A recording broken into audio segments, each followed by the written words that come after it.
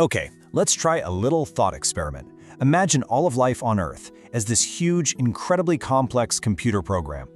Every single species, from a blue whale to a bacterium, is its own unique file. You know, a piece of code that's been perfected over millions and millions of years. Now, picture a mouse cursor just hovering over one of those files. And then a little box pops up on the screen.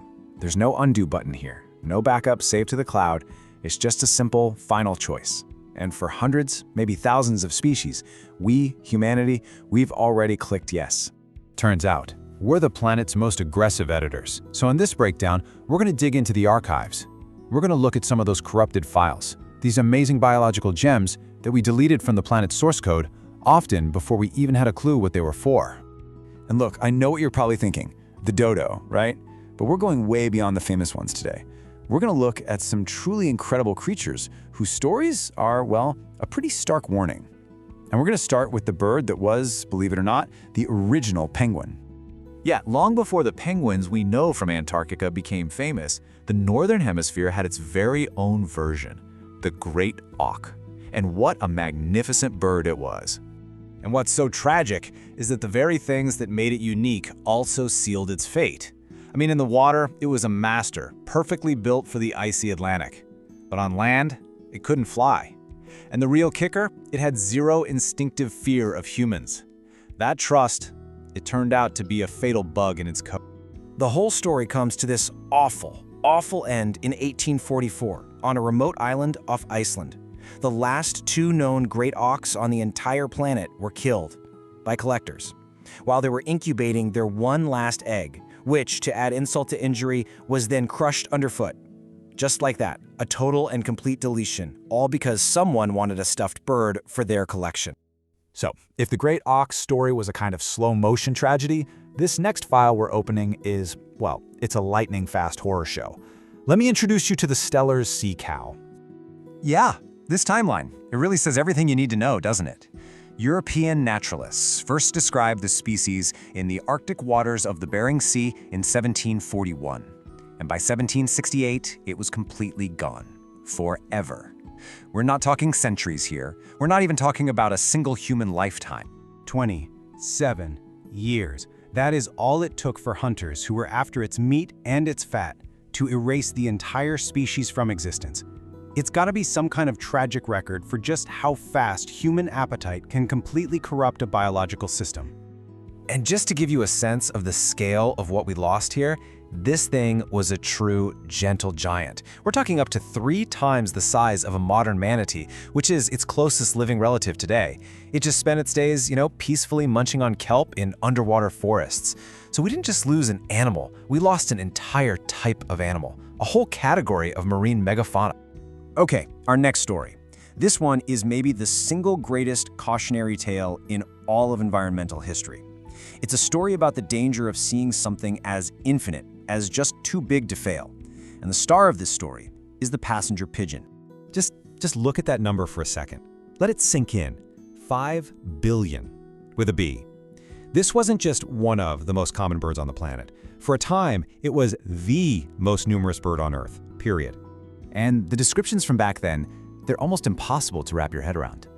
People wrote about flocks that were a mile wide and hundreds of miles long, so dense that they would literally block out the sun for hours, sometimes for days at a time. It must have seemed like a force of nature, an absolutely inexhaustible resource, a feature of the system, not a bug. And then, zero. A lethal combination of industrial-scale hunting and wiping out their habitats led to a collapse so fast, so total, that it's frankly still shocking to think about. The very last one, a bird named Martha, died all alone in a cage at the Cincinnati Zoo in 1914. From 5 billion to one single lonely bird. It was a system crash of truly epic proportion. All right, the last corrupted file we're going to look at today is an extinction that happened so recently we actually have video of it. And that just makes the loss feel so much more immediate, so much more real. Let's talk about the thylacine, probably better known as the Tasmanian tiger. What an incredible animal this was. I mean, it's like a biological mashup. It looked kind of like a dog, it had the stripes of a tiger, but it was actually a marsupial, carrying its babies in a pouch. It was Tasmania's top predator, a totally unique branch on the tree of life. But It was blamed, mostly unfairly, for killing livestock, and so it was hunted to extinction, with the government actually paying people to do it. And here's the really tragic irony. We have this grainy, haunting footage of the last known thylacine, a male named Benjamin, just pacing back and forth in his enclosure in 1936. We have the digital ghost. We can still watch him move. But the source file itself, the living, breathing animal, that's gone. Forever.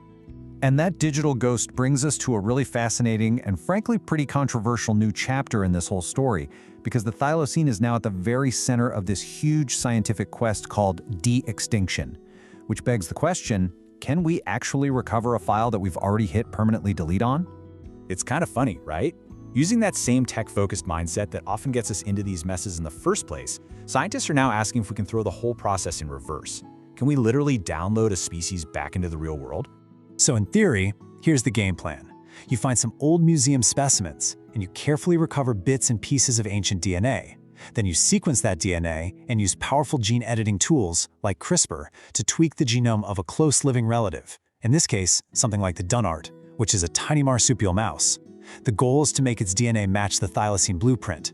And if you can do that, you create an embryo. It's really like trying to write a software patch for a program that's been deleted. But this all leaves us with a really deep, kind of tricky question. Let's say we pull it off. What have we actually made? Is an animal that's born in a lab with none of the learned behaviors or the natural environment of its ancestors, is that really a thylacine? Or is it just a perfect, beautiful copy, a kind of biological deepfake that we're releasing into a world that might not even have a place for it anymore? It really forces you to think about what life actually is.